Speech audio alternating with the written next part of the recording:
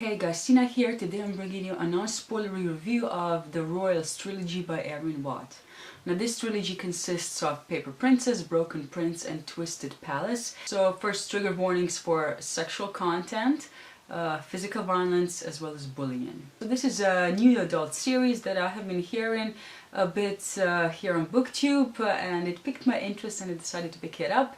And it tells the story of Ella Harper, who is this normal 17-year-old girl who, she and her mother moved across the country a lot because of her mother's work, as well as her boyfriends that would sometimes, not leave them alone and they had to move. But yeah, now Ella is actually living on her own because her mother passed away, and she's doing her hardest to put herself through high school. She wants and she's determined to go to college and make a better life for herself. But until then, she's stripping, so she can basically survive. And that is when Callum Royal shows up.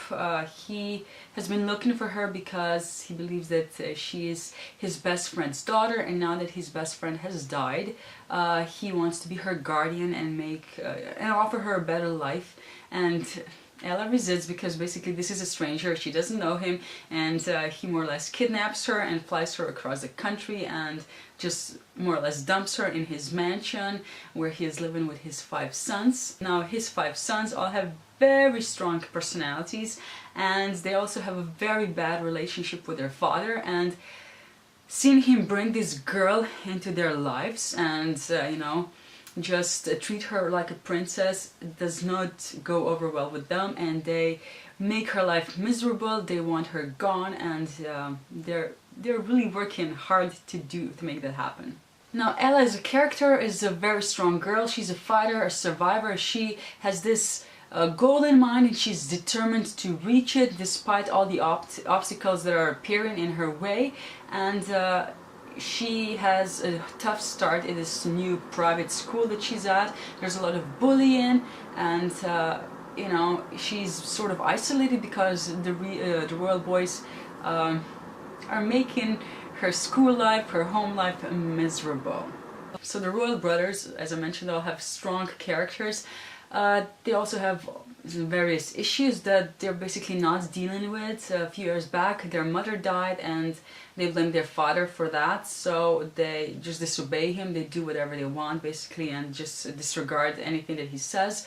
And they, as I mentioned, really don't like Ella at first because they see her, well, first they think that she's sleeping with their father, which is not helpful, and they see her as this princess that gets all of their father's love and interest, and they're naturally again left behind.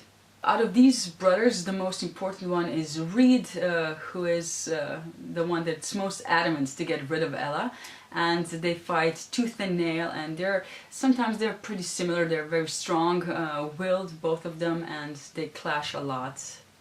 So as I mentioned, these books are a trilogy, so there's a nice arc that goes through them.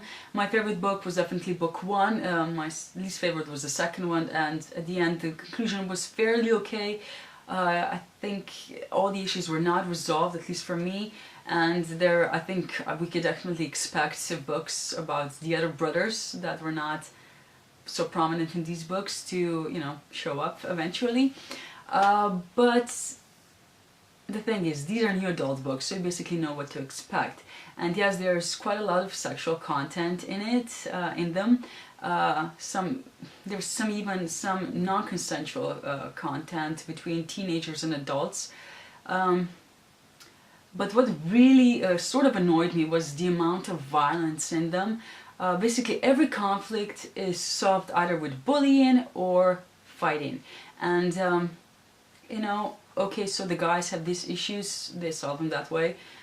But even Ella, there were times when Ella would stoop to that level, and I just wish that there was at least one person who was capable of resolving issues, without bullying, without fighting physically, without just giving money to solve the problem, And sadly, that was basically not the case. Aside from that, there are no healthy relationship patterns shown. The only sort of normal relationship is between Ella and her best friend, but aside from that, all are really dysfunctional. Even the love interest, it's not all that great as a relationship. I would definitely not it's not how I see a great relationship working. So yeah, so I had those issues, and as I mentioned, we're adults, we're able to disregard some of these things, but those things did actually bother me eventually because they were just, the books were saturated with them and I didn't enjoy that as much. I mean, I don't regret picking them up, and I would definitely recommend them as, you know, as I mentioned, as a guilty pleasure read. It definitely, they helped me with my reading slump, so those were useful in that way. So yeah, so anyways, I hope this video is helpful in any way. I know that I was not the most coherent, I was rambling a lot, and if you have questions, definitely ask me down in the comments and I will be happy to reply. But yes, thank you for watching this video and see you in my next one. Bye.